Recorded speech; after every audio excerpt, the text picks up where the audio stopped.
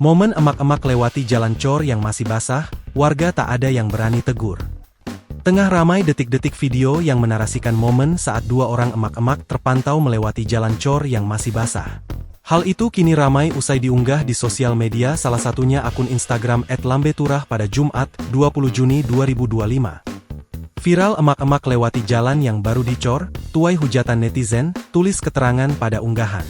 Pada unggahan, nampak perekam video menyorot situasi jalan yang sedang dicor oleh sejumlah pekerja perbaikan jalan.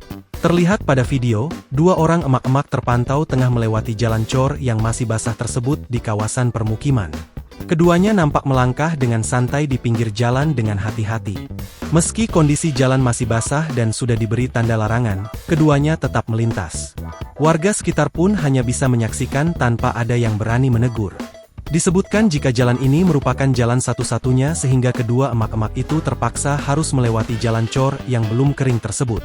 Diketahui jika unggahan pertama kali dibagikan oleh akun TikTok @anjasdwi-nugroho12 namun kini video tersebut diduga sudah dihapus.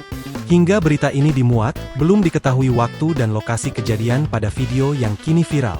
Unggahan yang berdurasi 29 detik ini pun kini ramai ditanggapi oleh warganet.